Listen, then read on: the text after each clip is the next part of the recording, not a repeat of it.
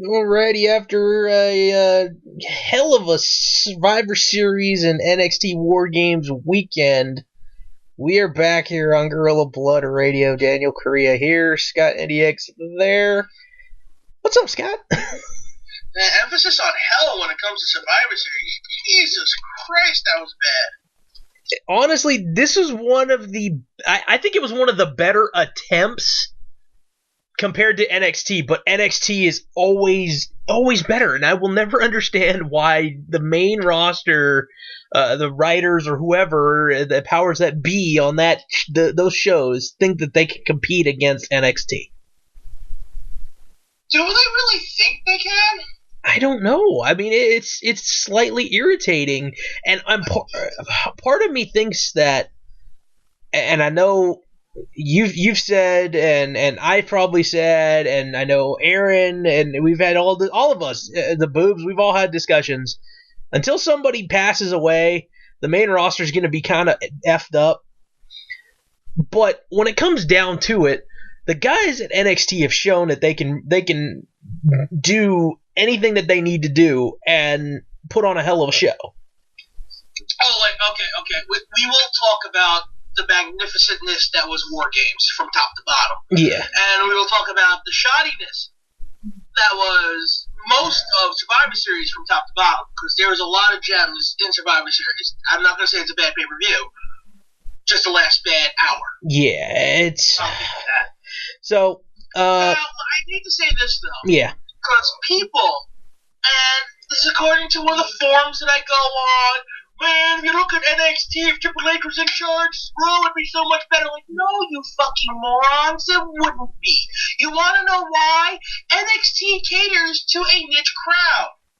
Us. Raw and SmackDown caters to everyone fucking else in the wrestling world that watches casually. Okay?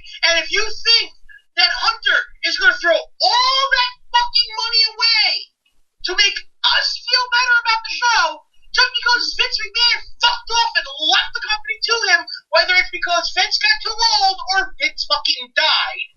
God forbid, no one's asking for that. Actually, people are. Those people are fucking assholes. As you see, this is a bit of a tense moment for me. A lot of F-bombs in this conversation. You need to get your heads out of your fucking asses! It's not going to happen, because Hunter has to worry about people other than the 47,000 schmucks that love NXT for what it is. Now, I love watching NXT. I love going to NXT. NXT is my favorite wrestling on television now that Lucha Underground is in Lucha Limbo.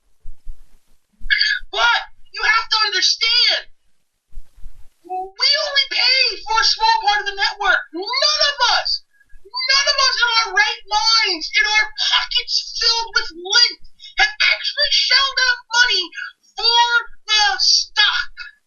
None of us actually owns a stake in this company. But all the other people that do are the ones that are being catered to when it comes to the live television broadcasts. People seem to forget that those are the people that help pay the money and fuck you, I know what I'm trying to say. Fuck, you know what it is? They put the money out there. That's what makes the company run. That's simple. Okay? Mm-hmm. And that's the market that's going to be catered to when it comes to the mainstream media that they have.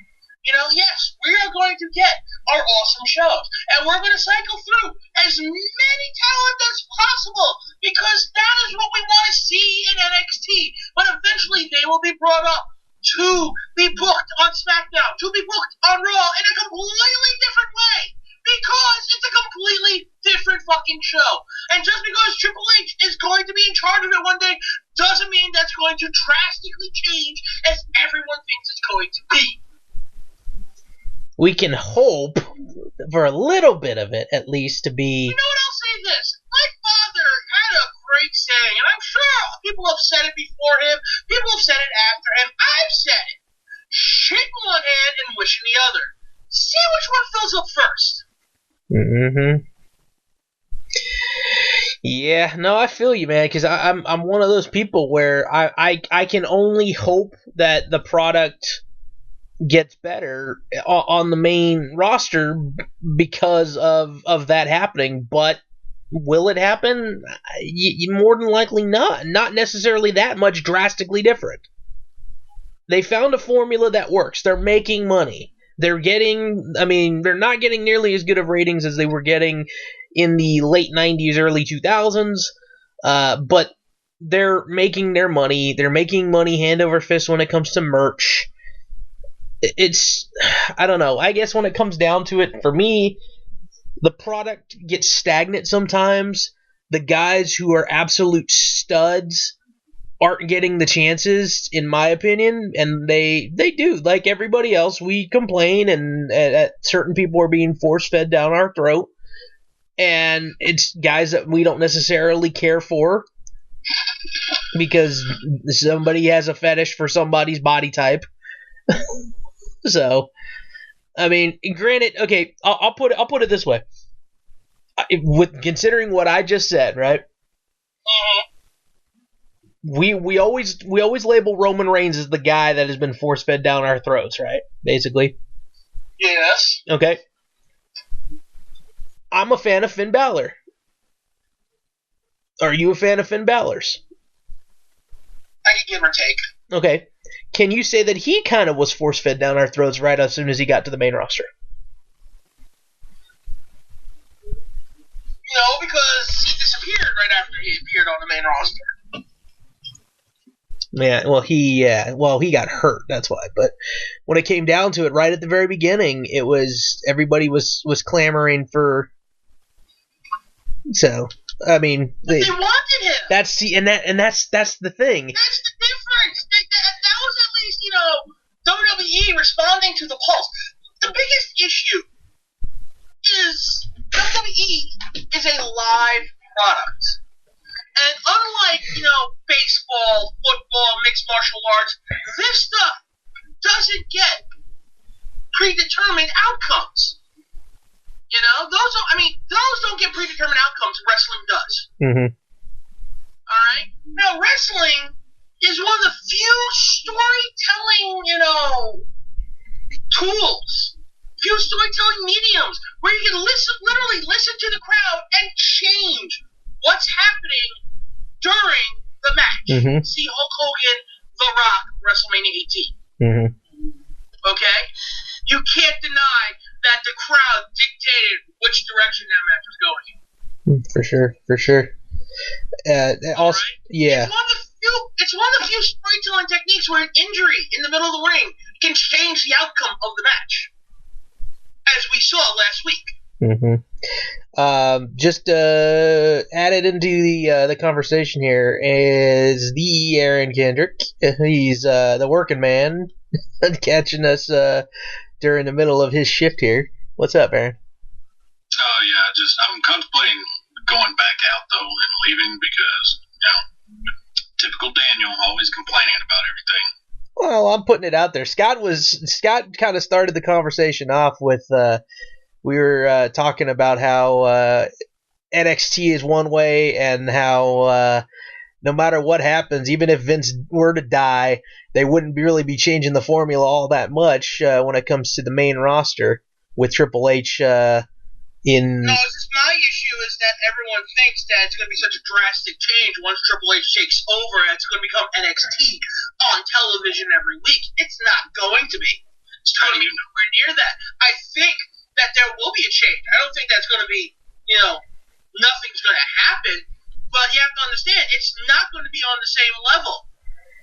It's still going to be a mainstream television show. Triple H isn't going to change that much. I mean, it just shows. Triple H could easily say, I'm not going to do Survivor Series. I'm not going to be in the show.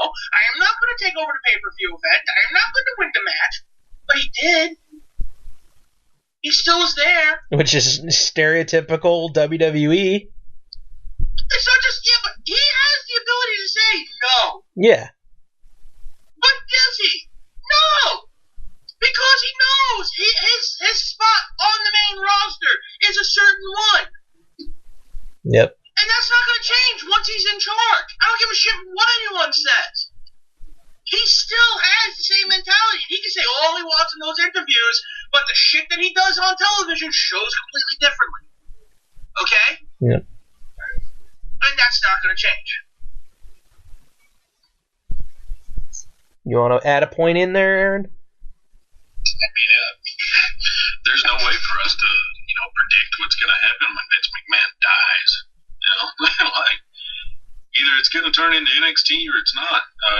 I hope a lot of things change, personally. This start and stop mentality that Vince McMahon has had for so long. Just a couple of weeks ago, the plan for the Royal Rumble was Finn Balor to be in the Universal title match. He even said he was calling out Brock Lesnar on TV just a few weeks ago before the Survivor Series. And now, after jobbing to Kane for 2 weeks in a row, Vince gives up on him. I wonder why. Why is he not over anymore? Because he got jobbed out the last 2 weeks. I mean, it's that kind of mentality that, Triple H, it would blow my mind if he has that mentality towards anyone, much less Finn Balor, who, he's an internet darling for sure.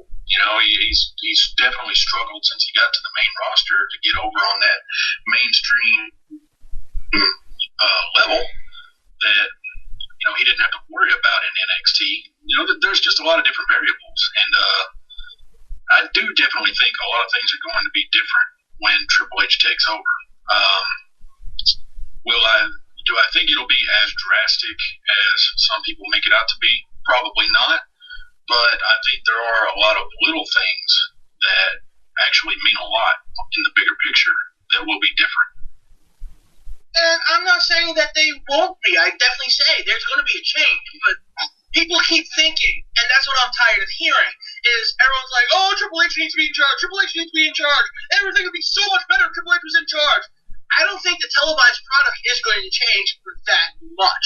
I do think other people who deserve to get pushed will get pushed more, but there's still going to be guys like Roman Reigns and Brock Lesnar and even Triple fucking H taking spots that other people deserve. Well, and granted, there's something to somebody like a Roman Reigns. Granted, I don't particularly care for the guy, but we did see this week he is now a Grand Slam champion.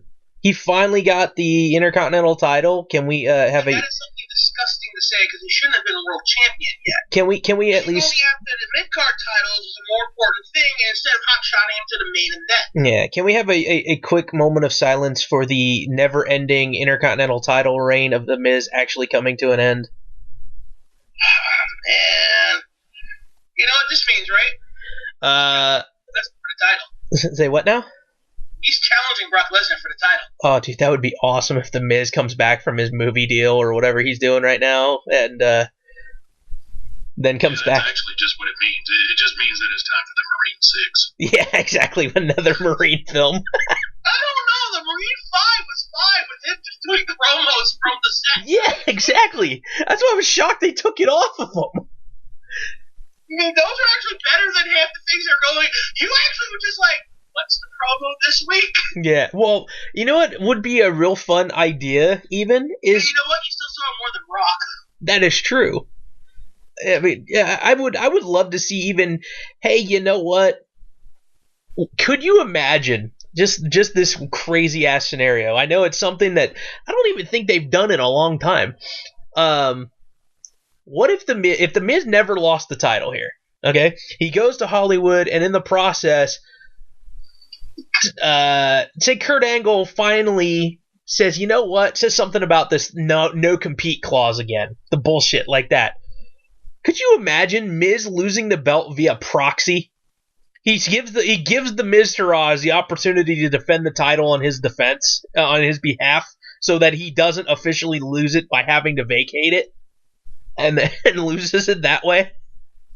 See, I'm kind of hoping now that he's going to be gone. He's still doing promos, but it's from a television screen set up in the ring, like on top of a cutout of him, and he's still flanked by the Miztourage. Dude, yes! Yeah, the whole mannequin with the head on it. Still does the Miz TV segments live every week. Come on, now that's television right there. Dude, that'd be awesome, man. Oh, God. I hope they do that. Dude, seriously, some of that stuff is just God, I really hope that they are listening to us, because some of the shit that we WWE, this is free for you.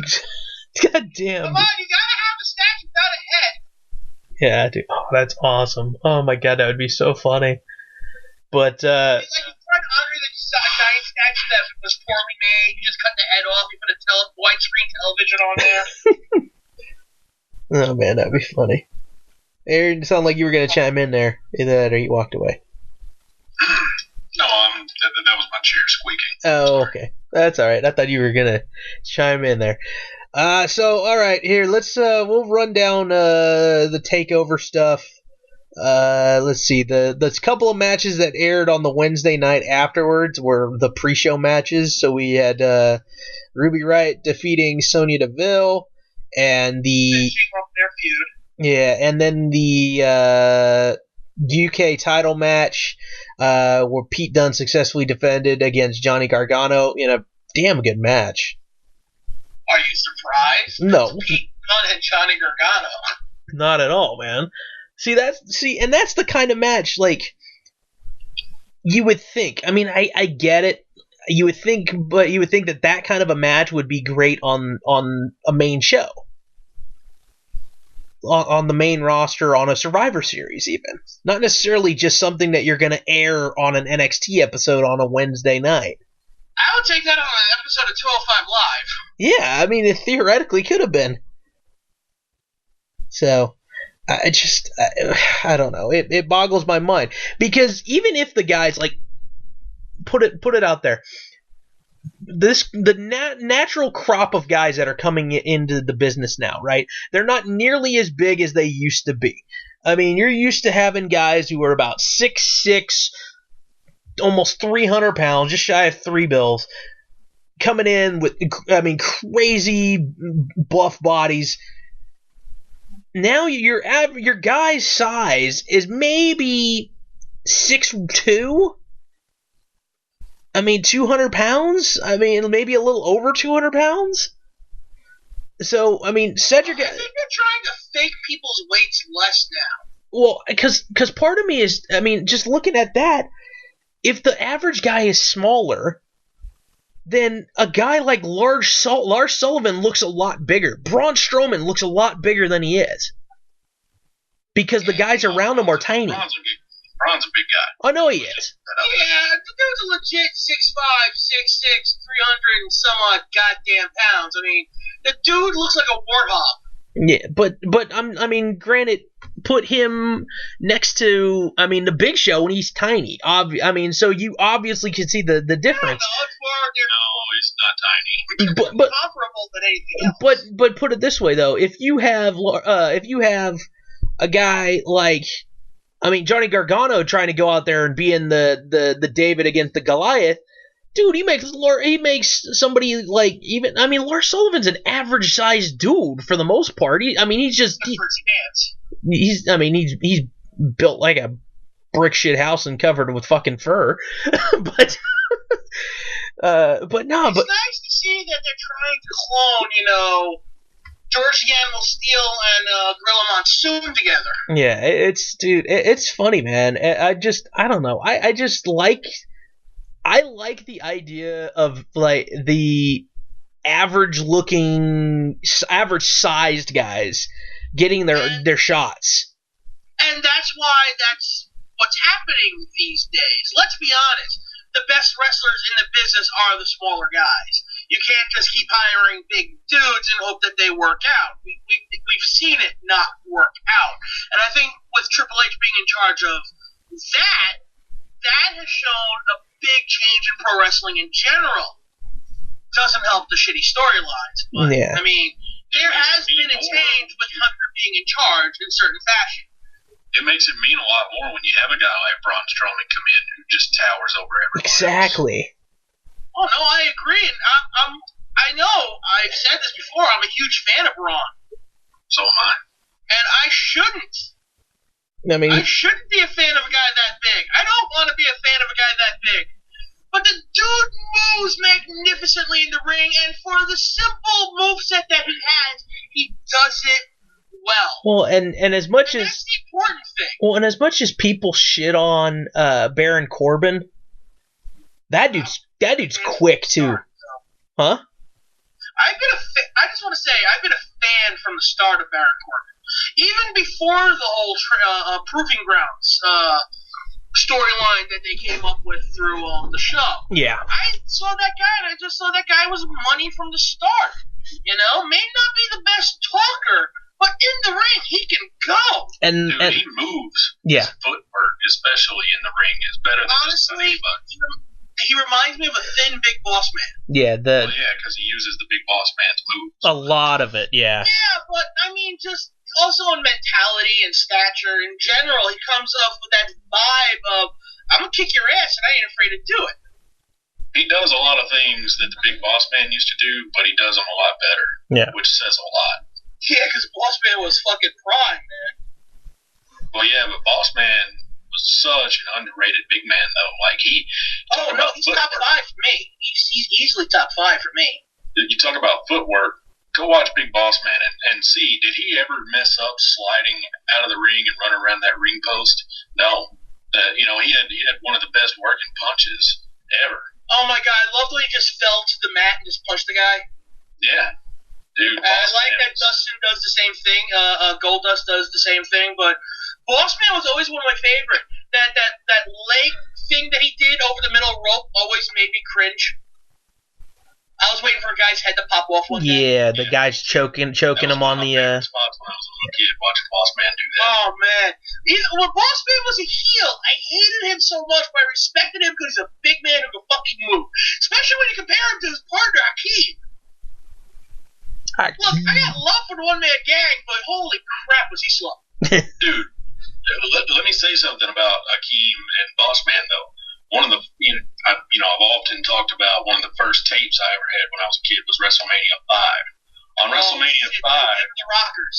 Yeah, them and the Rockers, and they just dismantled the Rockers. And dude, that match is such a lesson on small man versus big man, and such a lesson for tag team wrestling. And dude, the Twin Towers, dude, they were so over back in the late 80s. I regret them never getting a tag title run. Because nobody, I mean, in a shoot fight, nobody should have ever beat the Twin Towers. You know what I liked about the Twin Towers was the complete difference in styles that they wrestled. It's not like, when you watch the Young Bucks, and it's essentially just clones. Yeah. They're two big fucking dudes. Well, but they have two completely different styles of wrestling. Boss Man was high impact and fast, and he was able to get in there and get out. Akeem just kind of squashed your ass. Yeah, well, I mean, and that was, I guess, the difference from a lot of times, even with, like, the 80s compared to the 90s compared to now. You had guys in the late 80s, early 90s. The Hart Foundation comes to mind as a good combination because you had the power of Anvil, you had the technical prowess of Brett. You have, even now you have a few that are that way, because most of the time it seems like you always kind of put two guys together that are kind of similar. Yeah. We saw a little bit of a difference there when it was like Cesaro and Kid, which I like that combination. But then they put the Uppercats are great.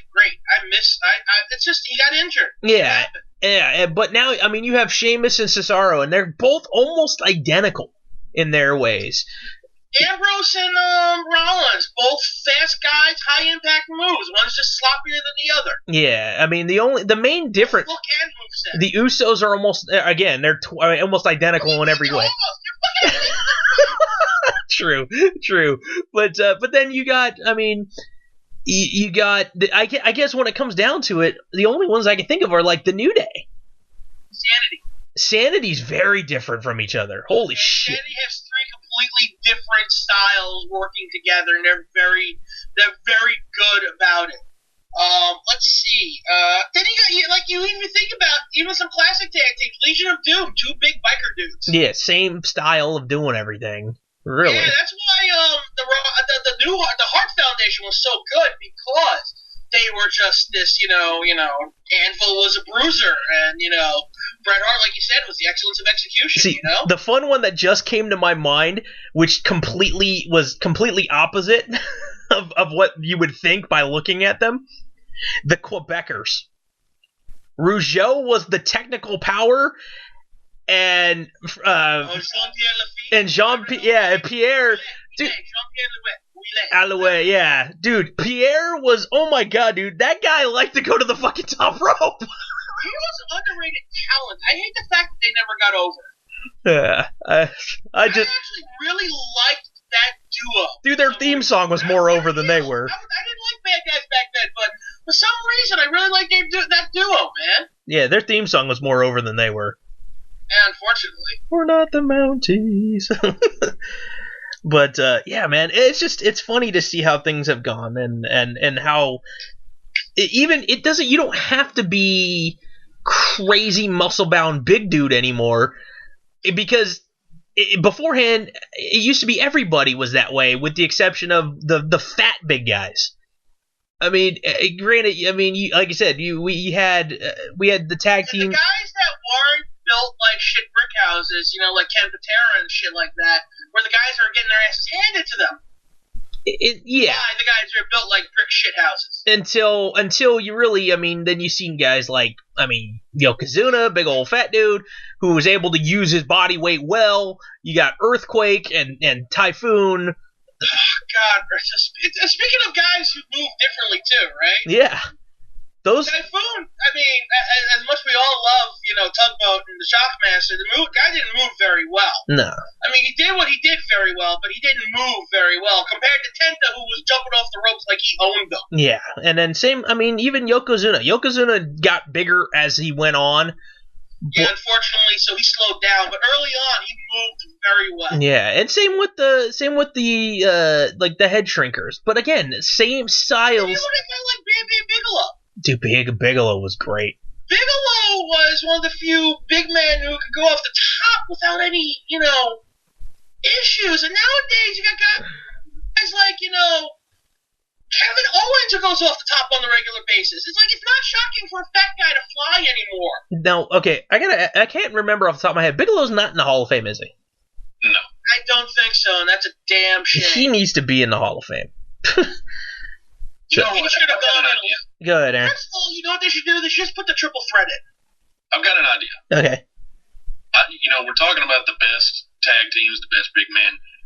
We should do a Mount Rushmore for all these different genres. Ooh, that'd be fun. How many people are on Mount Rushmore? Four. Yeah, shows you what that's going to be very hard to narrow it down because we've always talked about, like, the top three big men alone are going to be Andre, Vader, and Bigelow. They're probably going to be close there, yeah. Those are going to be your number. So who's the fourth guy? Like, do you put Big Show up there? Because the Big Show's been around for God knows how long. I definitely think Big Show belongs on the Mount Rushmore of big men.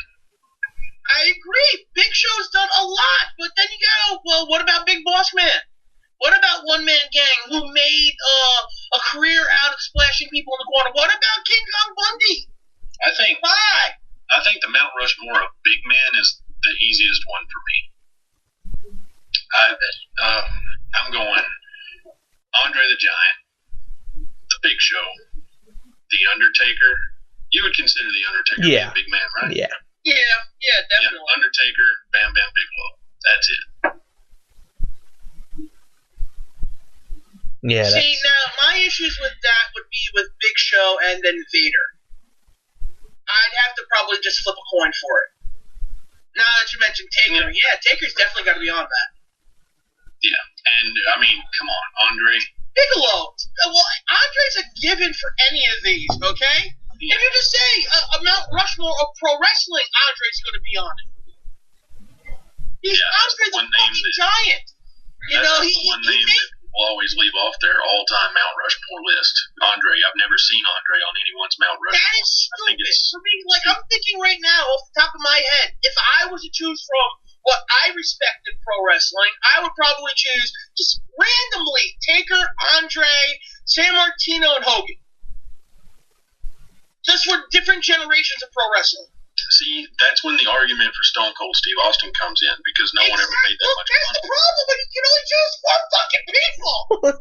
That's the hardest part about it. That's why you break it down into genres. Like, what about Ric Flair? Yeah. You know? Because I would have Four Horsemen. Fuck. Yeah, my first thought would have been for all time stuff. My thought process would have been Flair, Hogan need to be on there absolutely. Andre, again, he's an attraction, but I mean, when it came to the wrestling and everything else on top of that. Are you just remembering WrestleMania 3, or are you forgetting the 1970s? Well, see, that's the thing. I wasn't around to know more of that stuff, but I know of the stuff that I've. Dude, I was born in '82. It's not like I'm sitting there, you know. I know. Man, I grew up watching Afro Andre. No shit, man. Like, one of my first memories is Andre poking Hogan and ripping the chain off his neck. Yeah, okay? that was awesome. All right, that's one of. For me, Andre growing up was a bad guy. Was a heel. I didn't know good Andre. Never. Not once. So, you can't say that, but you look back, you see the man used to bounce off the ropes. Running clotheslines, all that shit. His body broke down as he got older and bigger because of his condition. Yeah. But, when you think about it, Bruno was on top for what, 10, 12 years? 7 once and 4 for another.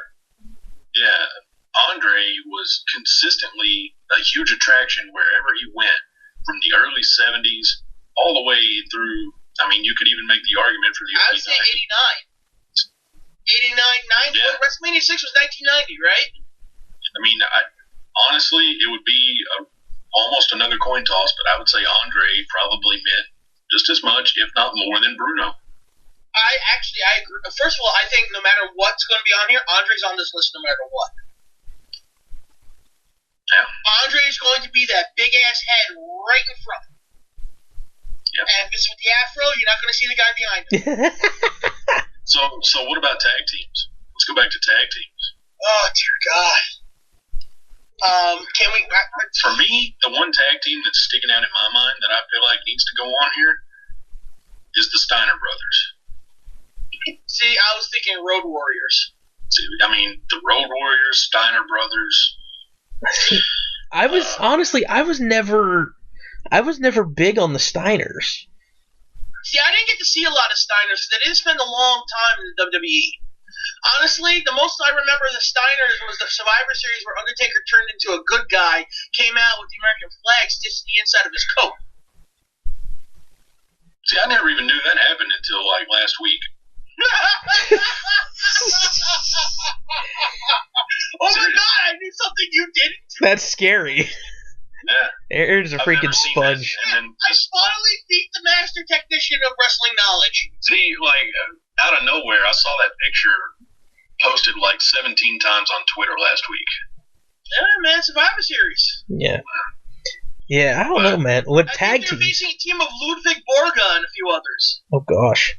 But, I mean, the reason why I say the Steiners is because, it's another one of those teams where, whether it was in WCW or WWF, they were an attraction. It was a huge deal when they went to ECW.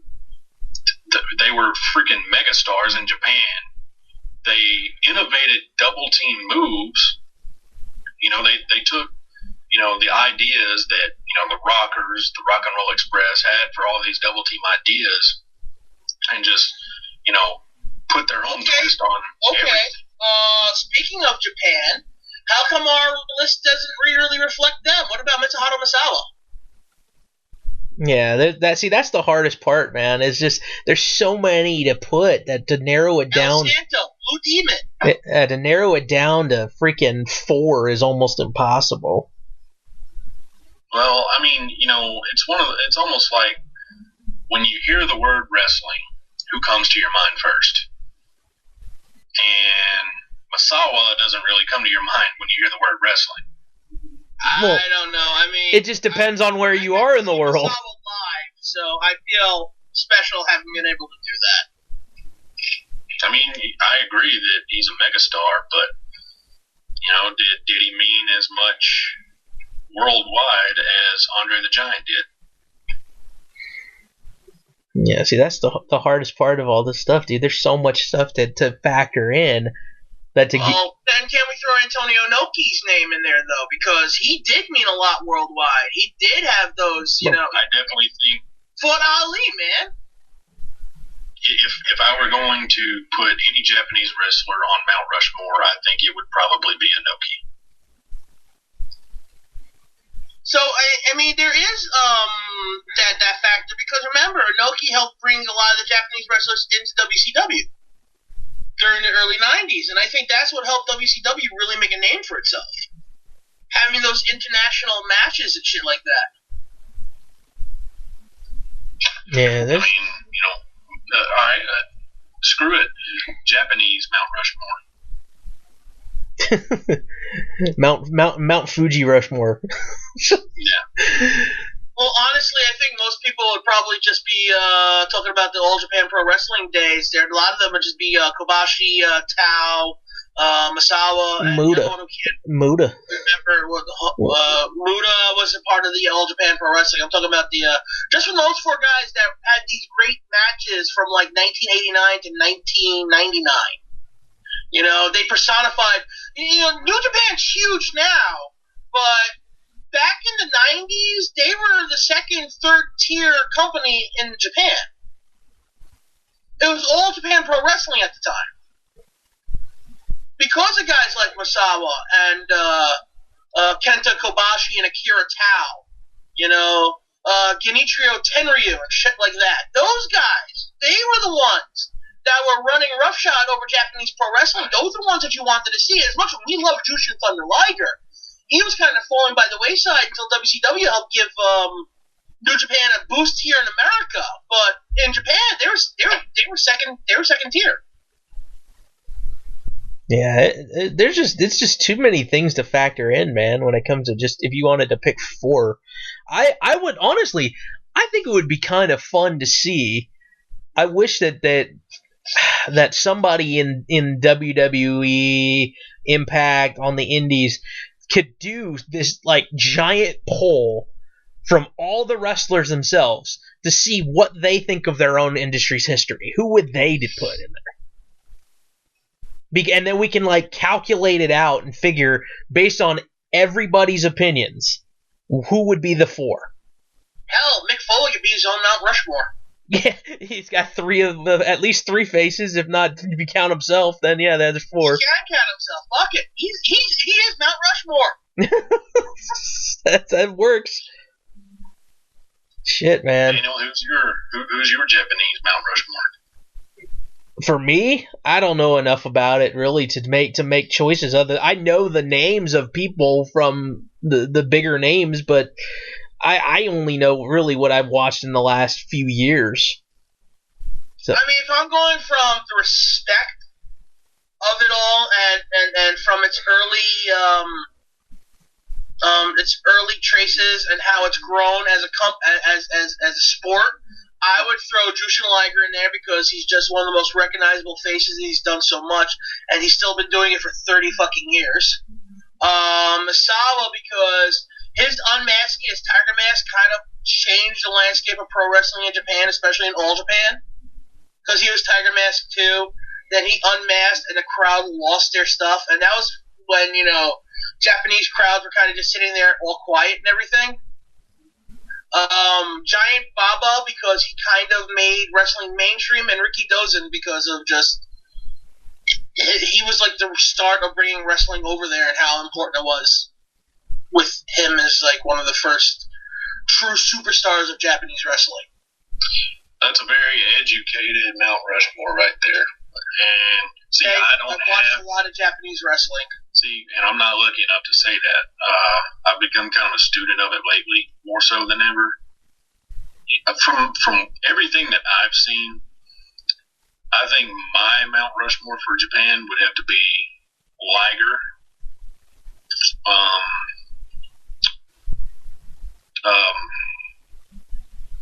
Probably. I would assume you would put Inoki on there. I would put Inoki on there. I think I would have to put Muda on there. Mm-hmm. And Kobashi. Yeah, Kenta Kobashi was godly, wasn't he? Yeah. I mean, even. See, I like your Mount Rushmore, too. Can all Mount Rushmores be friends? I think so. And can we have a special spot for a fifth spot on there for Super Liger? I'm sorry. Especially since it's relevant. I remember when Liger was wrestling Atsushi Onita. No, he was wrestling Muda. He was wrestling the Great Muda. And Muda ripped off his mask, and underneath it, his face was painted like Muda's. That's fun. Can we do a Gaijin version? So, Steve Williams. Oh, I was going to say Steve Williams, you got to have Vader on that one, and then you get Stan the Lariat Hansen. Oh my God. He could almost be on the regular Japanese. He really could. But then again, I didn't think of that. Vader made a what? Vader started in Japan. That's how he got huge. Fucking Hogan went over there for a while. I'm kicking Muda out of mine and putting Stan Hansen in his place. Ooh, that's harsh, because Muda was one of the few crossover stars, if you think about it. Yeah, I mean, everyone knows who Muda is. I mean, I can't kick Liger out. Like I said, dude, it's harder than you think about. I mean, like I said, I know names of people, and I couldn't have an educated list other than, like... I'm saying this, we're talking about tag teams, while they wrestle in Japan, the Miracle Violence Connection, Terry Gordy and Dr. Death Steve Williams. Yeah, they were a hell of a tag team. Like, why can't we recognize them as well? If we're going Gaijin, could the argument be made for Scott Norton? Yes. Absolutely. The freaking giant Bernard. I don't care what anyone says. In WCW, heel or face, Fire Scott Norton was one of my favorite characters. It's I just love how he kind of stood there and people tried to beat on him and he just flicked them away. Dude, he's a legit tough guy, though. He's a badass like no end. Yeah, and he just doesn't get the respect he's earned, I don't think. Mm-hmm. You got guys like Scott Albright. I think it was Scott Albright or something Albright, and he was a very well-known guy in Japan before he died of a heart attack. Yeah, I'm probably. I think I might be qualified to get kicked in the balls if I said Kenny Omega. Maybe current day Mount Rushmore. Dude, that guy is freaking huge over there. If we were doing a modern day Mount Rushmore, I don't see I cannot put like a Kenny Omega on there and AJ Styles easily. Yeah, a freaking Okada and Tanahashi. There you go. Tanahashi's well on his way to being one of the greatest of all time over there. Yeah, the current. I'm still not a fan of the way he sells. Yeah. So, yeah, dude, there's way too. I don't think he does it very well. There's just way too much, and it's. I guess when it comes down to it, to kind of tie everything all together, I guess it's almost kind of unfortunate that we see everything. As talented as these guys are, Japan, NXT, wherever, it's just unfortunate that when they come up to the main roster that they're not necessarily showcased how we know them as beforehand. We know how good they are. And it seems like we can only hope that WWE adjusts a little bit, but more than likely they have their way of doing things. They're not going to. So, ECW Mount Rushmore. ECW Mount Rushmore? That's gotta be Dreamer, Van Dam. You could put Heyman himself on there if you wanted to, but if you're talking wrestling... You have to. But what about Raven? What about Sandman? What about... Yeah, what about Raven? Sabu? Yeah, that's yeah. The ECW, in my eyes, is only a few guys. It's like Raven, it's Sandman, RVD, Dreamer, Taz. I mean, Heyman himself. I feel like for ECW, you got to put Sandman on there. You got to put Funk on there. You got to put Taz on there. It's that fourth spot. Let's throw out a Mikey Whipwreck. I mean, Mikey Whipwreck, you could have a... There are arguments you can make for Mikey Whipwreck. Yeah, I mean, maybe Cactus Jack. The fucking Dudleys? I mean... Speaking of tag teams. Yeah. I mean, Raven, you know, God. Honestly, Raven I don't know why Raven's not in the Hall of Fame. Yeah, I think it's a disgrace. God, who would you put in that fourth spot? Shane Douglas? Probably. Honestly, you could put the triple threat in there because it's Bigelow, Candido, and Douglas. I think for me, I would have to put Raven in that fourth spot just because he carried the company for that entire. Okay, then you know what I'd have to do? I agree with you. Raven belongs on there. So as much as I like Chris Candido, I'd have to remove him and put in Tommy Dreamer because the man was the heart of the company for so long. Yeah. Yeah, there's a lot. There's just... The only reason I would say Raven instead of Tommy Dreamer is because Raven was the one that carried the company during that entire feud. He was the champion. Yeah, but Tommy was one of the few guys that never left. Like, legitimately had chances and stuck around. That's how loyal he was. Guys came and went all the time. Tommy never left. Yeah, I don't know. You know, Terry Funk, Taz, and Sandman, I feel like are irreplaceable on the list. Yeah, that's... What about WCW? Flair, Sting. I mean, if this is where, like, if you get into the later days of WCW, this is where you can make the argument for a Scott Steiner or a Booker T. The later days. If you're talking the last 4 years of WCW, you could make those arguments. Overall, I don't think you could make the argument, but Flair and Sting are obvious ones over there. More obvious than Goldberg? I think Goldberg has to be in the conversation. I think Goldberg has to be number one on the list.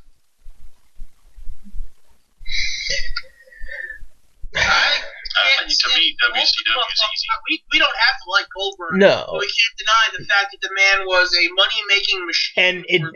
And honestly, God, I will tell you the God's honest truth. As much as I am reluctant to put him on the list, for me personally, it did infiltrate pop culture. And when I was in high school, on the back of our uniforms, we actually had "Who's Next" on our uniforms.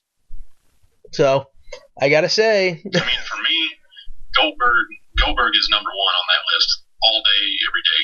Yeah, but we have to throw Flair and Sting on there because you have to put Flair and Sting on there. And you have to put Hollywood Hogan on there. I was going to say, you have to put Hollywood Hogan, not Hulk Hogan. Yeah. Hollywood. And that's a huge difference. The next honorable mention in that case then would be like Diamond Dallas Page. Because he was like the heart and soul of WCW for a while. Yeah. I mean, I say that's Sting's spot, but DDP was almost like the WCW's version of The Rock. Yeah, I mean, there's some, certain things there that you could say WCW wouldn't have been as influential if these guys weren't there. But would they be top four? I don't know. Like, even you can make a case for Lex Luger being super influential with WCW. I mean, especially after appearing on both shows in the same night. Oh, that didn't happen. That was Rick Rude. No, Luger did the same thing. It happened the same way. No, Luger was there 1 week and then appeared the next week, and everyone's like, what the fuck just happened? mean, well, he didn't. not the same night then. So, but it was basically he jumped ship immediately and nobody knew what the hell was going on. Which also that also created an era of anyone could go anywhere at any time. And that's and then Rick Rude just kind of made that even more apparent when he's literally on both fucking shows. Yeah. So, yeah, I mean, I'm glad I'm not the person in charge of all this shit. Because if there was a legit committee that had to do this, I mean, just if it was us and we decided, okay, here's what we're coming down to, could you just imagine all the fucking emails and complaints that you'd be dealing with on a regular fucking basis? I mean, I think we've been pretty fair so far. Yeah, I mean, but still, there would be people, no matter what. I mean, Aaron, I complain about everything, so. Yeah, that's right. So. Well, complaining is one thing. I think we're doing pretty well because we're having a nice, really good discussion about this, and not one of us has called each other a moron yet. Yeah, I mean, and okay, let's turn the page a little bit. How about the women? See, you just about have to put this in separate categories as well. Modern era and early era. Yeah, modern era, early 2000s. Modern era. Where do you cut off the early era? Like, is Medusa early or Medusa modern? I would say Medusa would be the tail end. I would put, if you're gonna do the early era, I would have Medusa as the cutoff. Then you have Mae Young, Fabulous Moolah, and in my opinion, Sherry Martel. I missed a sensational one. I think the modern era should be 2000 on. Well, because therein lies a little bit of a quandary, because theoretically Sunny would be the older era, and I know Sunny didn't necessarily wrestle, but Sunny was just as influential. Yeah, but I threw her in with valets or managers or just influential personalities in general. Not just women, not... Okay. Just like people that were important to the wrestling business. Hell, Bobby Heenan, Sherry Martel, Paul Heyman, Sonny. But Sherry Martel was also, a major competitor back in the day, too. Sherry Martel could cover both of them, That's but people remember her more as sensational Queen Sherry than she does as a wrestler. True. Let's be honest. True. If we're doing women wrestlers, Manami Toyota. See, I don't know enough to say one way or the other. Aja Khan. That's another one. I know of the aura about her, but I could. She's still scary as shit. I think she was on a Shimmer show not too long ago. Let's split this up into the old era and the modern era. Modern era, I think, should start at 2000 and go through current day. So you're gonna say what? Trish Stratus, maybe Alita on there. I would put Trish in it. Then I would have to say Gail Kim. Yeah, that's a lot of people underrate her because she didn't make as big of a splash as she could have in WWE. Yeah, but I mean, think about her matches with Kong. Yeah. Oh yeah. Her matches with Kong alone put her on my list. Hell, dude. Even I know it's very underrated, but if you get a chance to go back and watch her matches with Taryn Terrell, dude, some of those matches were absolutely fucking insane. Yeah. So I'm putting Trish, Gail Kim. I think I would have to put Charlotte on my modern day list because I mean she took to wrestling like a duck takes to water. I mean, she's one of the best on the entire roster. And that says a lot. I'll agree with that statement. I don't know if she's done enough as a whole career yet. I mean, she may have entered a pay-per-view. True. There's only one first time. They did change the outlook of pro wrestling, and a lot of it was thanks to her when it comes to women's wrestling. At least on the mainstream. Doesn't change the fact that, 8 years ago, I watched, Mercedes Martinez and Mickey James put on a hell of a match in front of 200 fucking people at the Elks Lodge in Queens. Yeah. I knew this shit could happen. We all knew if we watched Shimmer or Women of Honor or any of that. We all knew this was a thing that could happen. It just finally happened in the mainstream. Yeah. And for my fourth, I'm almost tempted to put Toyota on the modern day and old school women's Mount Rushmores, but I'm not going to. I think for my fourth, I would probably have to put Mickey James on. Yeah, Hardcore Country. Yep. All their stuff in TNA, she did well, and in the WWE, and the we as sicko humans still kind of remember the infamous crotch grab that they've selectively cut out of the match. Yeah, that hasn't seen the light of day since it debuted aired live. So, yeah, but God for YouTube though. Yeah, it still lives. So, what about you guys, modern day women? I don't want to make a Mount Rushmore for modern day women yet. I don't think that's the way to quite go. Yeah, I think you do have a case to make with someone like Charlotte or someone like Alexa Bliss down the line. The body of work isn't there yet, I don't think. But when it comes down to the obvious Trish Stratus, I would say Mickey James would be a good one to put there. Lita had her moments as well as being a valet, being manager, being wrestler. So there's that one. Then you kind of have the little gray area because you had a lot of good ones in the middle there, who are kind of unsung heroes, like a Natalia, like a Molly Holly. What about a Glamazon? Or Beth Phoenix even, yeah. I mean, I think Beth Phoenix could easily be an Ondas if she lasted a few more years. True. Or Jackie Moore. Yeah. I think arguments can be made for Jackie Moore in general because of how much of a character that she was during the Attitude Era also. Yeah, and again... I think she'd be probably more fitting for the classic Mount Rushmore, but she was very important to pro wrestling for a long time, especially being paired up with the APA for a while. Well, and her matches with Chavo Guerrero Sr. were classics. And again... Well, he was Chavo Classic for a reason. And I was joking. Yeah. They were comedy relief, but, Well, and again, her in the modern era as well, over an Impact with Storm and AMW and stuff like that over there. So, she did do her part in those areas as well.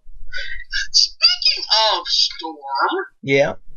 No longer strapped to the TNA rocket of death. As of the first of the year, he's officially a free agent, to my knowledge. Do you think we'll be seeing him in the E again? I hope so. I really hope so. And somebody on a forum was talking about how they should put Beer Money back together, and then people were complaining, well, then you have to screw Bobby Roode's gimmick up and all this stuff, and I go, no, you don't. Because you call him Grits and Glory. You can keep the cowboy and you can keep the glorious Bobby Roode, but you call him Grits and Glory. Come on! Yeah, that's... No. No. I want to see Storm go to Ring of Honor. Ring of Honor has had a history of bringing in veterans that have done well, that unfortunately they don't usually push for long periods of time. I think one of the guys that could have done real well in ROH was D'Lo Brown. I remember watching D'Lo Brown and Jay Briscoe in a match while Mark was injured, because Mark's always injured. And it was a fantastic match between the two of them. Now, granted, they did bring in, what was his name? Jerry Lynn. They let him run with the title for a while. And, I don't know. Veterans coming in are a good thing. you can't turn down, a guy who has talent just because of his age. And I think, guys like Storm, Rude, AJ Styles prove that. Yeah, well, and one of the major complaints that I had seen online with the Survivor Series and how everybody keeps saying, "Oh, SmackDown Live is the land of opportunity, and this is the new era of WWE, and this, that, and the other thing," and then they point out like all these guys' ages, and basically the youngest guy in the whole group was like, I think it was like freaking Finn Balor. Out of all of them, and he's in his early 30s. But here's the thing. It is a new era because Finn Balor, Samoa Joe, Braun Strowman, Nakamura, those guys weren't there 2 years ago. I mean, on the main roster. They were maybe within the company, but they weren't in the spots that they're in now. So it is kind of a changing of the guard a little bit. I don't think a guy's age really matters if they can go. I think Samoa Joe's proved that over the last 15 years. Yeah, Bobby Roode, too. Size, age has nothing to do with it. Roode has looked physically his best now than he did 5 years ago in beer money. Yeah. Let's be honest. It's not about a guy's age, because AJ Styles, what, nearly 40 now? He's 40, yeah. Oh, he's now? Oh, fuck, man! Yeah. I feel bad. The dude's 5 years older than me. It makes me feel like I'm 90. Okay, so here's a good thing to put things into perspective, okay? AJ Styles, 40 years old, goes every single night. Brock Lesnar, 40 years old, when he feels fucking like it. Yeah, with Brock Lesnar's not, anything to gauge. But I'm just saying, it just shows you the difference between 40-year-olds. I mean, AJ is in such good peak shape where he can go every single night, and he's got the mindset that I'm a company guy, I'm going to go out there and grind. Yeah, but I'm not going to fucking go up to Brock Lesnar and, try to pick a fight with him. It's true, and again, that's the difference between the sizes, too, what we were going about. Honestly, I'm not going to go up to AJ Styles and pick a fight with him. I would definitely go up to AJ Styles and pick a fight with him much faster than I would go up to Brock Lesnar. You could give me a freaking lightsaber and I wouldn't go up to Brock Lesnar. What if you're a couple of miles away and you have that gun that they hadn't wanted that shoots people like multiple bullet things and just... No, fuck that, because what if you miss? Alright. He starts jumping at you like the Hulk over buildings. Oh shit. Yeah, there's just, God, I can't say there's not enough money in the world that would make me go up to Brock Lesnar, but it'd take a lot of money. Yeah, that's just one of those things like the hypothetical of if you could go if we want you to go 5 minute a 5 minute round in the cage with Brock Lesnar and we'll pay you $5 million, would you do it? Yeah. With the possibility of death? I would roll up as much as possible. I tuck my hands into my knees and hope he doesn't know how to produce an ankle lock. Yeah. I would do the old Chavo Guerrero, shake his hand before the fight and tap out.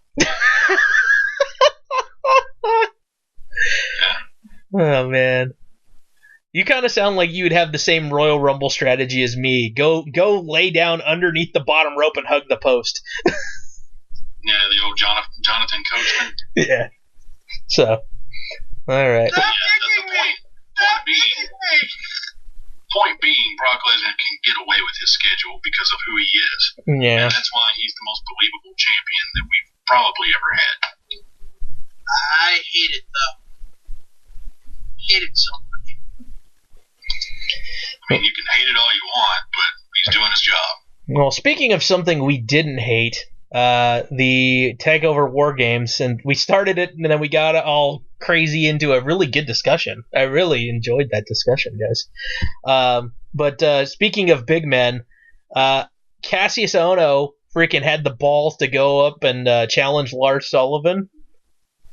And honestly, that was not a bad match at all. Well, why should it be? I think Sullivan needed a match like that to prove that he's not just a one-hit wonder. Mm-hmm. Yeah, he doesn't just beat up on Oni Lurkin and what's his name, Danny Burke or whatever his name is.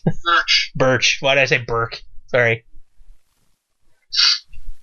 So Sullivan. Wait, move on. Sure. Aaron, you watch Takeover? I did. Okay, good. So make sure we're all on the same page. Yeah, so it shouldn't be spoilers now because it's been a week, but so Sullivan did get the win. Cassius Ohno did kind of put a licking on him there. I like if you watch the next week. They did a post.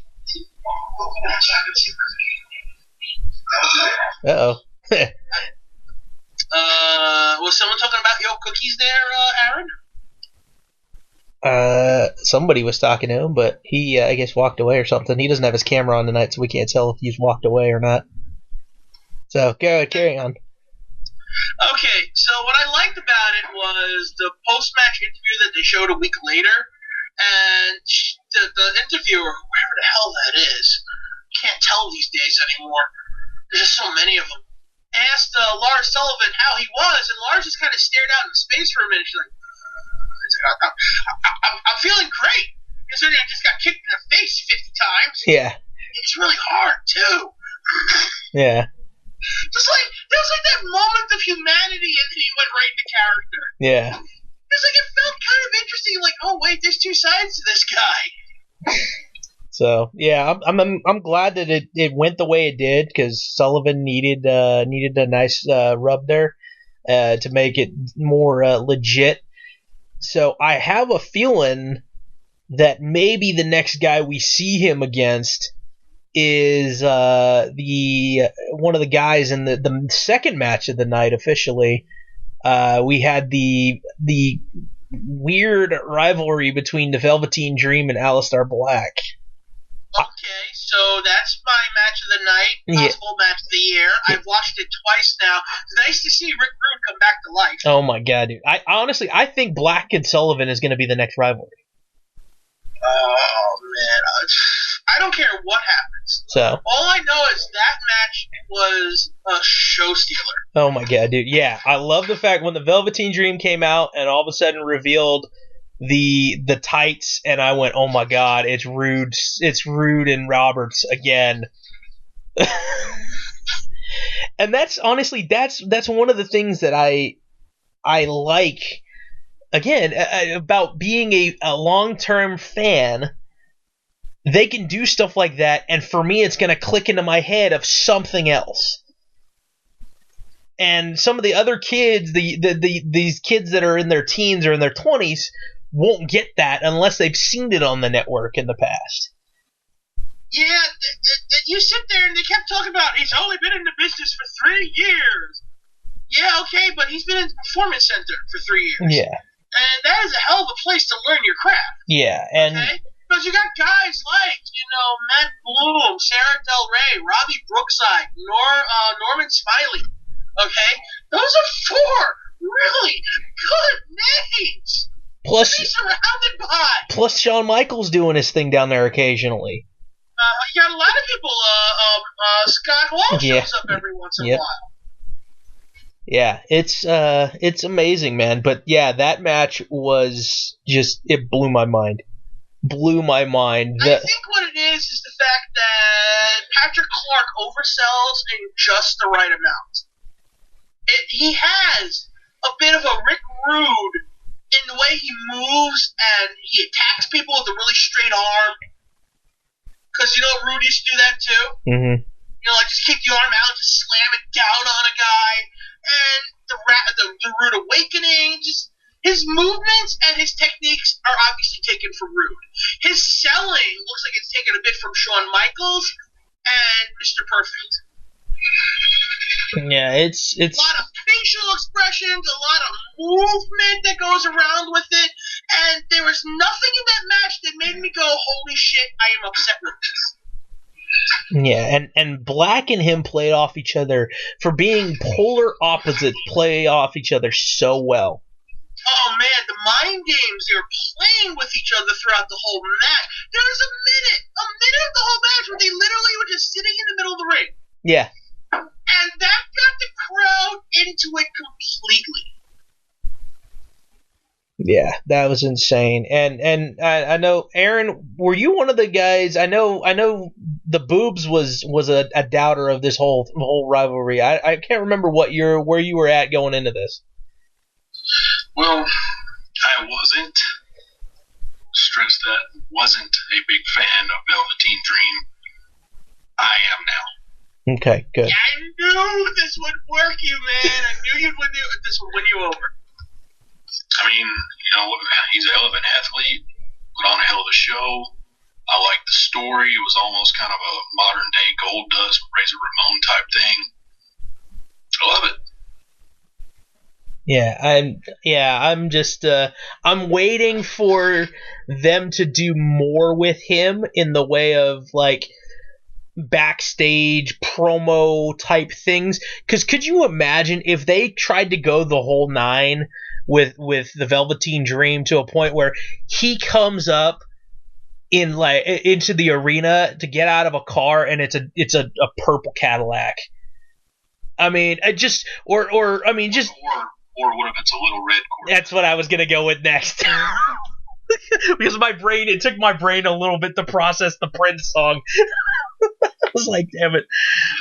But yeah, man, could you imagine them try to go the full nine and play it up a little bit like that? And it's almost reminiscent of a Goldust, where without it doesn't have the weird sexual tones to it. But it's not like it's. There were some times with Goldust where it was, for me, a little unsettling. Here it seems. Well, that's what worked so well for Goldust. I know. Here it's more. I don't know. It's weird. I don't know. It's less androgynous, more mindfuckery. Yeah, I guess that's the best way to say it. Plus, I got to use the word fuckeries. Yeah, so that works for you. But Black did get the win over Velveteen Dream, and as they would say, a very game Velveteen Dream. That is for sure. I mean, he looked like more than once he could have won the match. So and at the very tail end, I think the outcome, if he did win the match, I don't think the crowd would have been upset at all. No.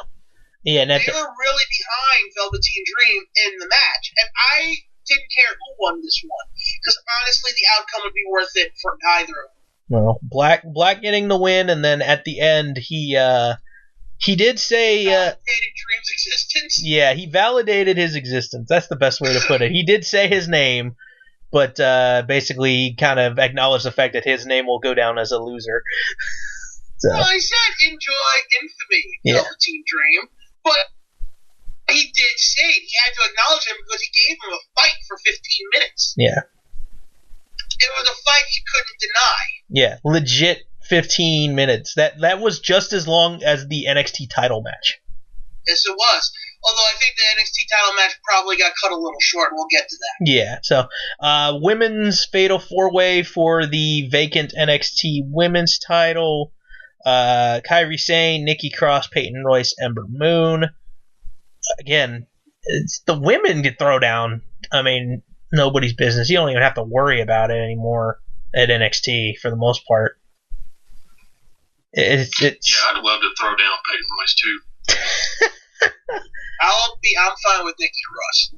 So, or Ember Moon, Kairi Sane. Yeah, man. Oh, you said they can throw down. Yeah.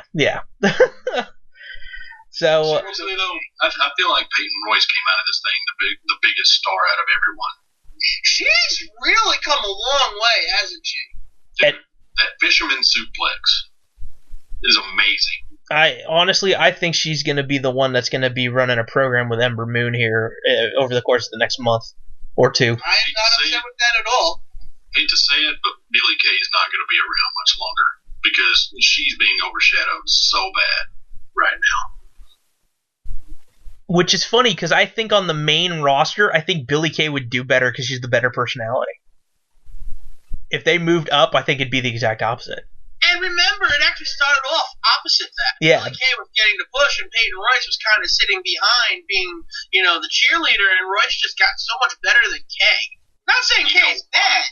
It's just that she progressed so much more rapidly. You know why Peyton Royce ended up overshadowing Billie Kay?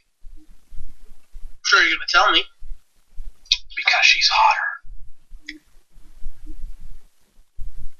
I can agree with that slightly, but like night and day hotter. I've been saying it all the time about Billie Kay and her uncanny her uncanny look-alikeness to Miss Piggy. It's true. I'm trying not to sound sexist, but it's true. Fight you so much. But fighting's gonna happen. No, but honestly, yeah, this match was really good too. The finish with the double eclipse from Ember onto Nikki and Peyton was awesome, and wound up getting her the win and her first title. And then also it was presented to her by Asuka, which is kind of cool. So since she couldn't actually beat Asuka. So because they wouldn't let anyone beat Asuka. Yeah, they protected her like crazy. But it's worked out, so. Then we had the NXT title match, Drew McIntyre defending against Andrade Cien Almas with the lovely Zelina Vega. Huh? Dude. Never did I expect this outcome. I didn't expect it. I'm kind of glad it happened, even though it's unfortunate why it happened. Yeah. But again, even with the fucked up ending, Cien Almas has not had a bad match yet. No, not at all. Which is funny because it seemed like for 2 weeks there, they really put him in the shitter. Like, he lost a match to Cesar Bononi. And you're probably thinking, who? He lost legitimately a guy who has won. The only match he's won on television is against Cien Almas. Yeah, but let's give him credit. Bononi's been getting around and doing a lot of television nonetheless. Yeah, he's getting beat. He might be pulling a CJ Parker right now, but I mean, it's working for him. And Bononi's not a small dude either. He's kind of jacked. He's like a legit 6'4" and jacked. Yeah. So he yes, but jiu-jitsu. He might. I think. I don't know. You think that's something they've talked about? Maybe. But yeah. But this match, man, I didn't know. I did not think that Cien Almas was going to get the Duke, and especially the way it happened with the basically the Hangman super arm trap DDT thing, hammerlock DDT that McIntyre got injured.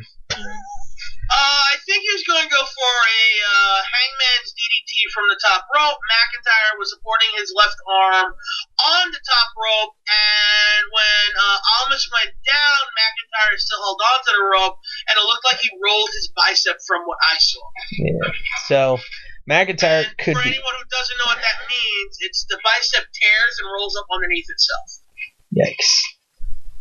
Remember that happened to Undertaker one time, halfway through a match. I think he finished it. Oh, jeez. And you can notice it too because it bulges in one area and it's smooth in another. Now he's not jacked like other people, so it might not be as noticeable. But his arm changed shape after the move, and when he stayed down and holding his arm, he did kick out. I'm like, oh, he's fucked up. There's no other way to put it. He was injured, and it was noticeable when he didn't kick out of that. And he looked pretty conscious. Yeah, so, I mean, congrats to Cien Almas on his first ever NXT Championship title reign now, and Zelina Vega, man, has produced, that's for damn sure, for him. They've been... You know what, though? This is a good thing. I mean, not for Drew McIntyre, because the dude was on a roll, let's be honest. Well, see, here... This is a good thing for Almas. And this is a good change for NXT, and we'll see where it goes from here. Well, I'm going to say this right now. The minute McIntyre returns, he's returning on SmackDown. He's not coming back to NXT. I was just about to say, I bet you when it comes down to it, that if he's injured right now, they totally ride him out and he doesn't ever come back. Yeah, that's my hunch too. And with that, I think Almas being there, it gives an opportunity for a guy like Roderick Strong to get right up in there again and start a feud with Almas, because they've put on matches before. I want to say they've had at least one match together That was a good one. already. So you have him. I mean, you have still. I mean, EY I know could be up there. Obviously, other than Roderick Strong, it's probably going to be Adam Cole. Maybe. That's the obvious one right there. So I mean, we shall see. I mean, this is probably a good time to drop it to Roderick Strong, so then Adam Cole can take it off. Yeah, that makes more sense. Have almost be more of the almost not necessarily accidental champion, but the like a not even really quite a transitional. He can have a good sized program with Roderick Strong, and having Adam Cole play the foil in certain circumstances, preventing Strong from getting it, and then eventually Strong gets it, and then like the next freaking week Cole takes it from him. I'd be okay with that. So What I do want to see is Strong managed by Paul Ellering. Paul Ellering, yes. Yeah. So let's get into that. The War Games match. Aaron, are you still with us? Yeah. Okay, I thought it sounded like you might have stepped away for a minute. So, but the War Games match. Okay, since they did 3 teams this time instead of 2, it worked. They did the 2 rings, they did the cage, they took the lid off the cage, which is it's fine. They originally. It did help a little. Actually, I was a little resistant to it myself at first, but watching the match, I was okay with it. But you did have the Undisputed Era, which is Adam Cole, Bobby Fish, Kyle O'Reilly, the Authors of Pain, and Roderick Strong, and then Sanity. So what they did was they started off with 1 from each team in the ring at the start, and then I think the first interval was 5 minutes, and then it was 3 minutes between the next one. But after that first 5 minutes, one of the entire teams was let in, the other 2 guys. So then it became a 3-on. For some much needed chaos. Yeah, 3-on-2 scenario, and then they bring in the other 2 guys, and then it's 3-on-3-on-1, and then the last 2 guys came in to then eventually make it to where then the War Games officially begins, and you can start having pinfalls and stuff. So, no shock. The first 2 guys in was Red Dragon, O'Reilly, and Bobby Fish. Yeah, because, again, the heels. You got to give the heels as much time to do their dastardly work. Now, what surprised me was the next team in. Yeah. I thought it was going to be Sanity, but instead it was the Authors of Pain, and they wrecked shit. Oh, my God. The tossing of EY, the tossing of Adam onto Kyle O'Reilly's head. Yeah, and then the tossing of their own partner onto everybody on the other side. Hey, man, if you got someone to toss, Now, what I really enjoyed was, Alexander Wolf's entrance to the Pit of Death. Yeah, the nightstick. Seriously, he comes in with a shitty... First of all, I thought he broke the cage. Like, the buzzer went off all of a sudden.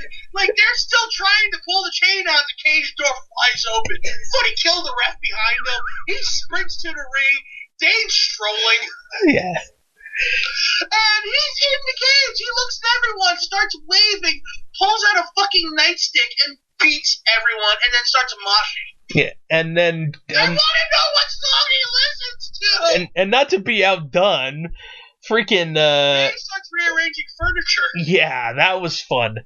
So. No, the best part was, when they start chanting, "We want tables," he just looks around and goes, "Alright." Yeah.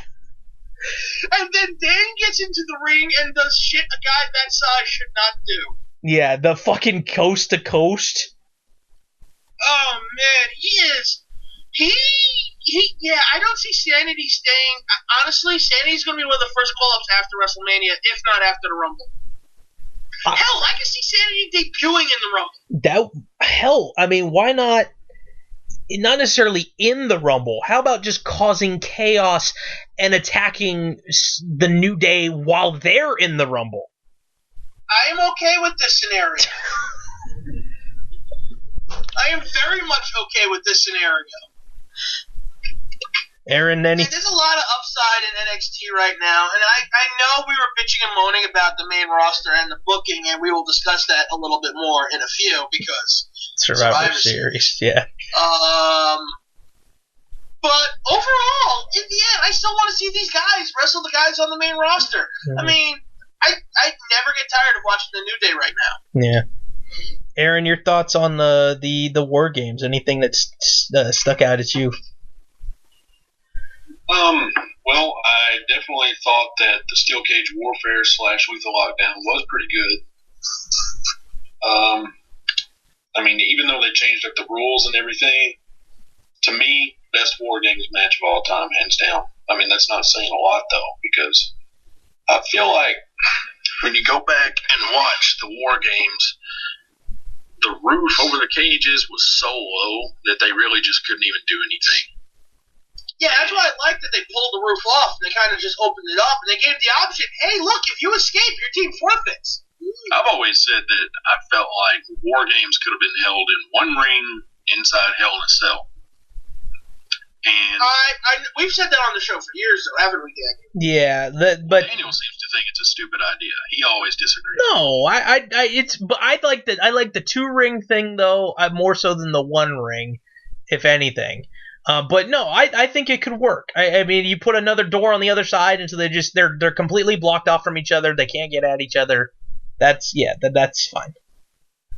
But I mean, when it comes down to it, I loved the match. It's so good. After a little while, it seemed kind of like everybody was just trying to get their spots in. But why not? It's War Games. You gotta, fans have waited 20 years for the match, so why not just do as much as we can? You know what? It's a clusterfuck. Let it be a clusterfuck. Exactly. So, and the superplex off the top of the cage, literally, I almost crapped myself because I didn't know that everyone else was going to catch them. Yeah. Because the way the cameras were set up, I didn't see anyone else until after they jumped off the cage. I thought it was going to be a legit superplex off the top of the cage. I almost had a heart attack watching that, but it was awesome. See, one of the things that I know it sounds silly, but I would have loved to have seen this only because it's just a funny spot. If you get it to a point where because you have the 2 rings right next to each other, so you have 2 ropes legitimately right next to each other. Okay, basically, if you could somehow have one guy be able to crotch both guys one on either rope, just so you can have a meeting of the minds and then they fall off. I don't know why that spot was in my head, but I thought that would have been fun to see. I don't know. Little things, but ultimately, Aaron's got a phone call. But ultimately, one of the things I thought was a possibility of happening anyway, was that Roderick Strong might turn on the Authors of Pain. And with the roof being gone, the opportunity to flee and forfeit the match, could you, if Strong was still undercover part of Undisputed, he could legitimately get the guys that he's teamed with forfeiting the matchup.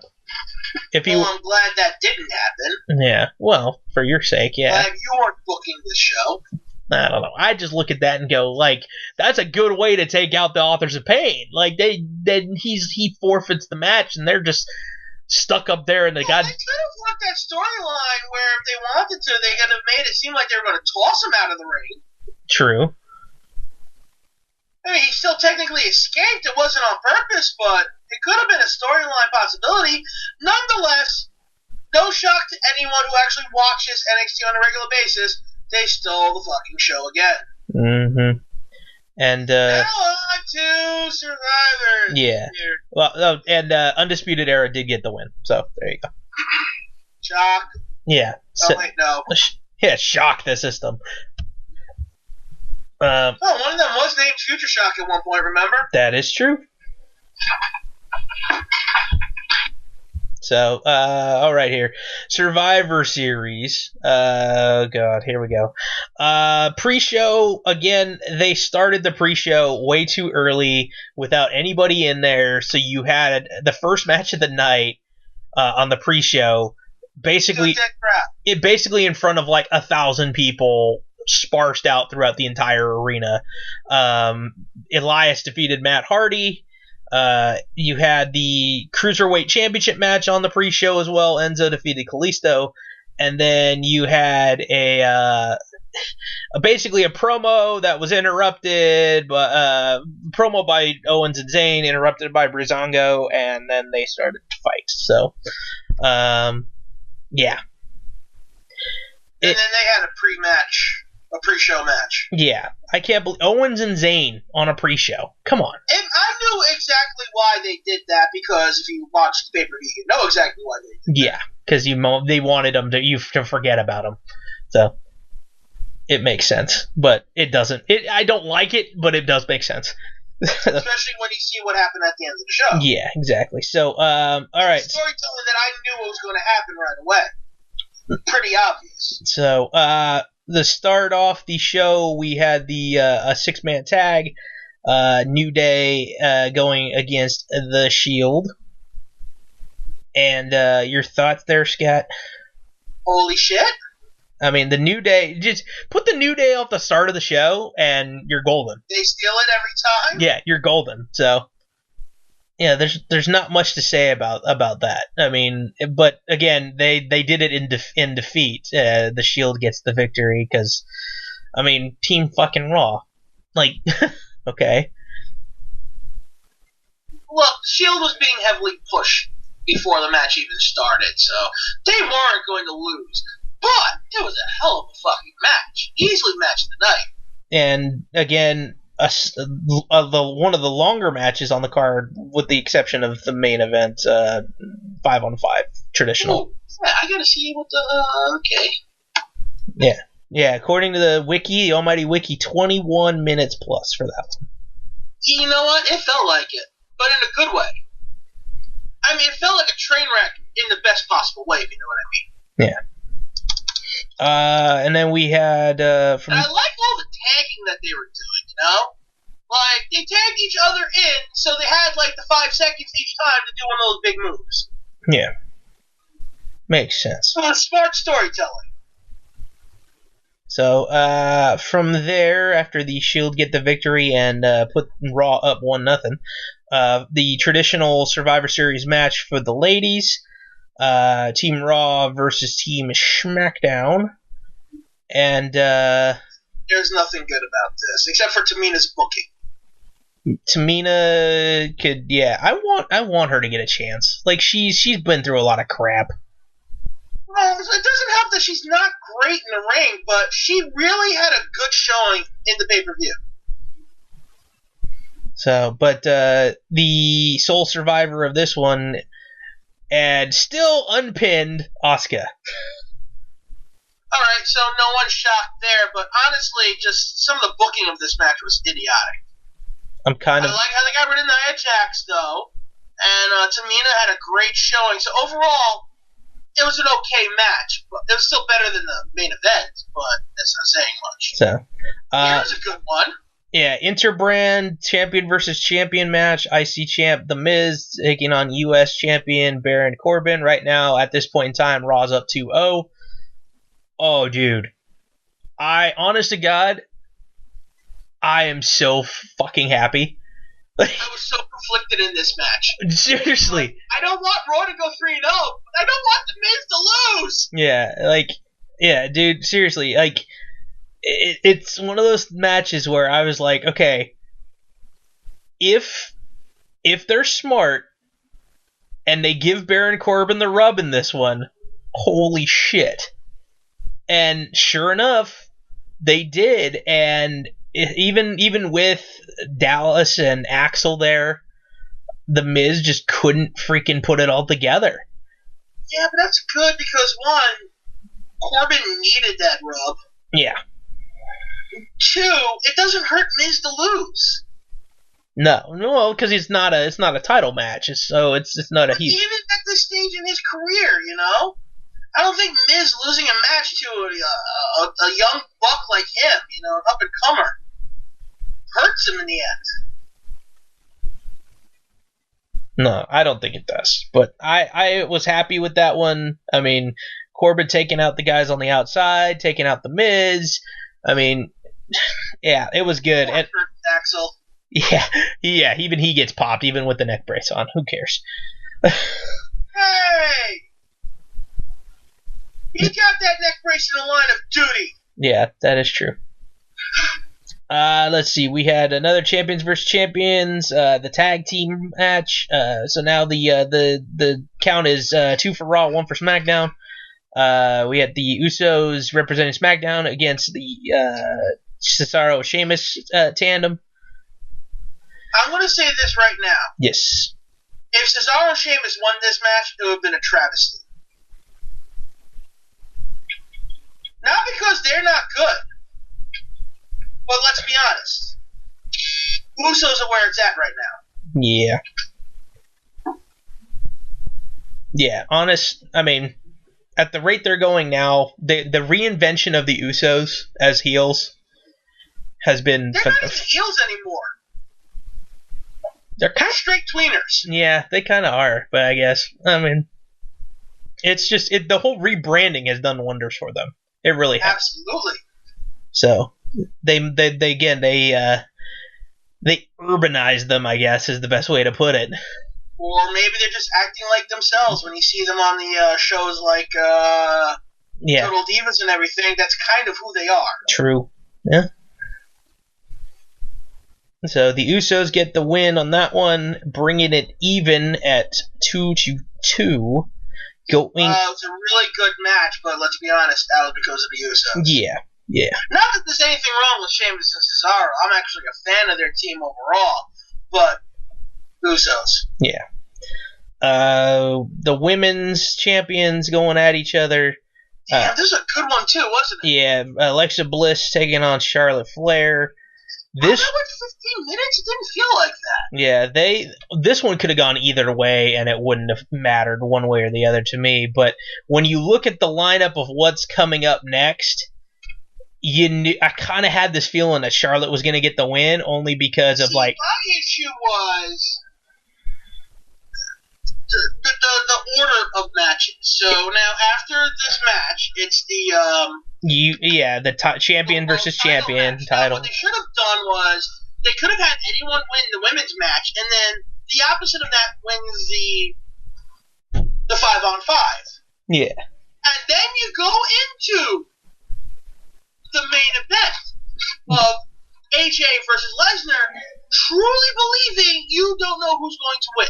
Yeah, that's the hardest part about this, because as soon as you put AJ and Brock right after this, so Charlotte gets the win via tap out to the figure 8 on Alexa. Alexa taps out, but again, hard fought match, good match the whole way. But then, so now SmackDown's up 3-2, going into the Universal title of the Universal Champion Brock Lesnar against WWE Champion AJ Styles, and I go, well, shit, AJ's not gonna win.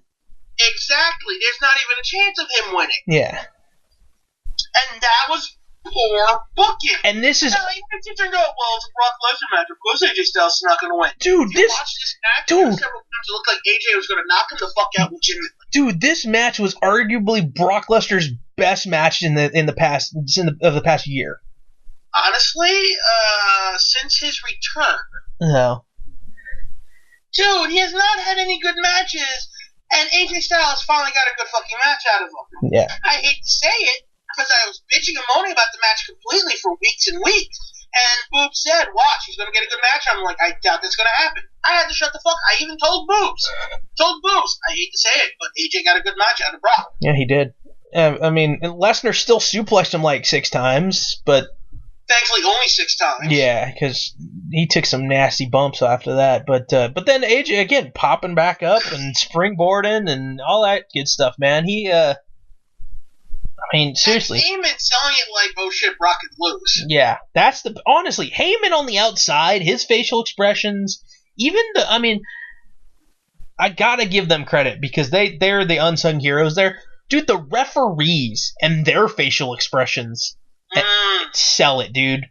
Little Nate is the best at it, dude. Little Nate is awesome. That's why him and Mike Chioda are still going after all these things, you know? There's a reason why those guys have been around as long as they have, that Little Nate was brought over from WCW and actually was the only one that was kept after 15 years. So, you know? Let's ask our resident AJ Styles fanatic what he thought of the match against Brock Lesnar. Hey, Ron, what's up? What do you think? You there? I think he's busy. Oh, he's busy. He said he was back. He had to leave for a minute there. I thought he was back. Nice! Okay, well, forget him then. Going on to the main event now that we're tied at 3-3. The 5-on-5 traditional match, Team Raw, Team SmackDown. Wow. This match was okay. No, it wasn't. I'm going to say okay until the very end, and then it got really wonky. It wasn't okay in the beginning when, Bobby Roode and Nakamura eliminated 10 minutes into the match. Not even. But you kind of knew something like that was going to happen, though. No, and then instead they don't eliminate Braun Strowman. Instead of Strowman takes a nap outside the ring for 20 minutes. I hate that shit. I hate that predictable shit. It's fucking bad booking. There's nothing going right in this whole match. Nothing. Except for the booking of fucking, Finn Balor getting the win on Cena. Fuck, even Cena went out like a bitch. Yeah, I was going to say, Cena, he eliminated Samoa Joe, and then he was gone. Like, Kurt Angle hit an ankle slam, like, a couple minutes later, and that was it. And then Balor hits the fucking, double stomp to get to steal the win. So, yeah, John Cena. Randy Orton is one of the last two on his team. Because everyone gives a shit about Randy Orton. Oh, the other one who was the last guy on his team was Shane fucking McMahon. Because he's a moneymaker. Yeah, they basically hit him in a corner. We pushed that young Shane McMahon to the top. So glad. God, I'm fucking tired of watching that man wrestle. I already had no interest in his match because of this. And then when I actually watched it solidified my hatred for this match. I actually hate this match. Well, and the way it went down with Triple H basically turning on Kurt Angle, pedigreeing him, putting Shane on top of him so that he can get the pin, just to kind of solidify, okay, cool, hey, we're going to fire Kurt Angle there. And then Triple H pedigreeing Shane to get the pin so that he looks like, hey, I'm the guy who won, yay. Oh, God, it's so bad. And then I just love the fact that, like, afterwards, Braun Strowman just obliterated. That's the only good thing that came about it, but it's for, like, the wrong reason. Yeah. It's like, you don't betray me! He didn't betray you. Or whatever the stupid thing you said. You just looked at him like, did you really just pull that dick move? That's what he should have just said. Did you really just do that? What? Fuck it. I have principles, you know? Yeah. It's like, look, I'm a loner. I don't like people, but even I was doing this shit for the brand, and you pulled that? Oh, hell no. Hell no. Man, even I have principles. What's wrong with you? That would make a better storyline, you know? Yeah, I think, overall, with the show, I think that, with the exception of the traditional matches, the show was solid. Oh, very. But again, the whole point of Survivor Series are the Survivor Series matches. Are these traditional matches?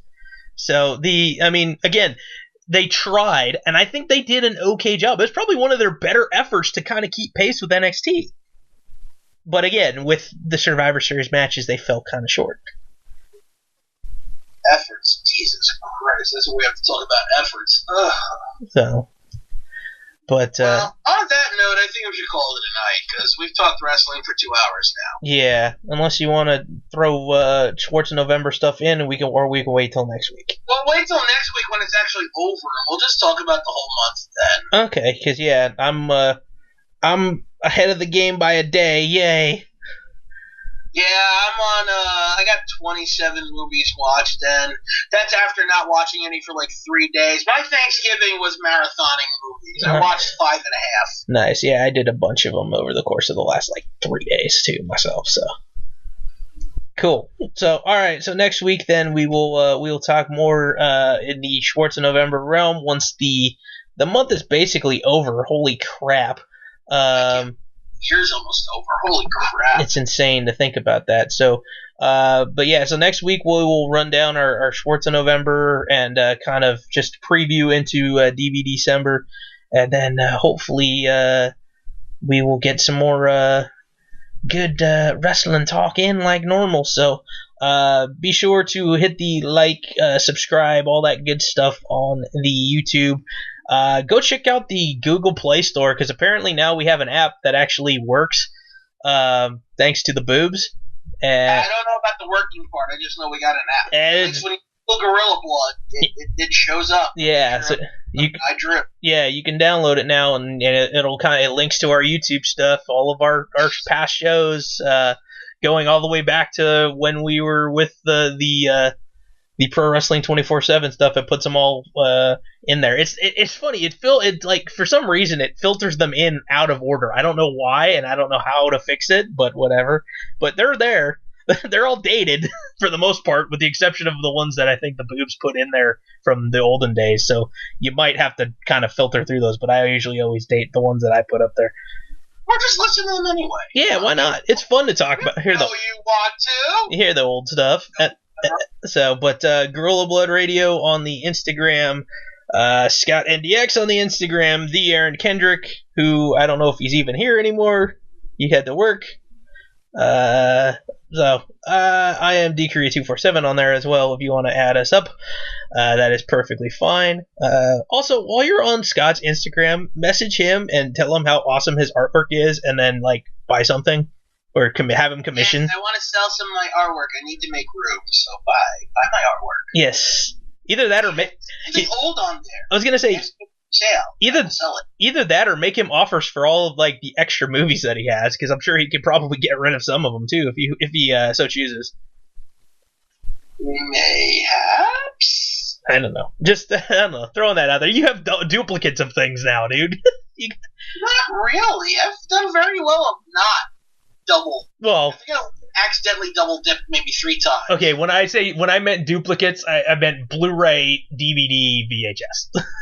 Multiple copies. Well, I plan on Night of the Living Dead's getting a Criterion collection in January, so I will be buying the fuck out of that. Speaking of Criterions, holy shit, I gotta actually go to the city sometime this week before Friday and see if I have any money to buy a few half-price Criterions from Barnes & Noble. Shit. Maybe Wednesday? Nice. Well, not nice. I already spent a shitload of money. I spent $220. Yeah. I think I spent $100. I spent $130 on movies and $70 on comics today. Oh shoot, man! I'm just glad I'm more than halfway done with my Christmas shopping already. So I shop for other people, thankfully. Yeah, but I did. I've in the last couple of days. I've bought a bunch of stuff online, and it's been cool to get stuff out of the way, and I only have a few more things to get, and then I'm done, and I don't have to think about it. And I'm selfish. So just buy from me. Yeah, I'm just waiting because here in a couple weeks, in 2 weeks here. So next week we're definitely having a show. The following week I'm gonna let you know now, Scott. While we're still recording, I will be in Disneyland, so I will not be around on the weekend of the 9th. So we will not be recording a show on that weekend, unfortunately. I will be in the happiest place on earth for the first time in over 20 years. I'm not very happy about it. I am, so. I hate you. Well, fly on down to LA. Come beat us. I was trying to fly somewhere else, as you know. I know. Well, hey, I'm saying we will make the plans. Let's get to New Orleans this year, man. Let's get to Mania. Did we buy our tickets? Not yet, because I'm still kind of broken, still having to buy Christmas presents. Yeah, I don't. Because I bought Christmas presents for both of you. Wait, what now? Thank you, Aaron. What? What? He said something about Christmas presents. Yeah, I'm broke too because I've been buying Christmas presents for both of you goons. Why would you buy me something? Because, man, you're my family. But I don't know. Stop. Because I love you, man. No, cancel I whatever you love want. you, Scott. No, cancel it. Cancel. No, you're gonna love it. Probably am, but cancel it anyway. No. Dude, I'm actually really proud of the one that I got, Daniel. Oh gosh. Yeah, he's got it. Daniel, you got to send him a picture as soon as you get it. Oh, okay. Yeah. All right. Well, This sounds dangerous. all right. Well, on that note, then I know Aaron is got to go back to work, quote unquote, and Scott's gonna go probably read comics, and I keep hearing a knocking at my door here, so I have a feeling my I might just watch that movie. why not? Who's that knocking at my door? Who's that knocking at my door? No, So Lawrence, it's easy. yeah, so I got to figure out what the hell's going on and why somebody's knocking at my door. So on that note, for Aaron, for Scott, It's huh? the Raven. Nevermore. Quote the Maybe Raven. it's the Raven. Quote the Raven, nevermore. Don't take drugs from him. Don't. Okay, I will not. So for How smart he is. for Aaron, for Scott, I'm Daniel. Thank you for listening to Gorilla Blood Radio, and we will talk to you next week. And again, Schwartz November. We will get everything through next time around because we had a really good night of wrestling discussion tonight. So, night, guys. Love you both. We'll see y'all around, everybody. Have a good one. Gorilla Blood Radio. Bye. You guys both sounded like a bunch of sheep. You're welcome.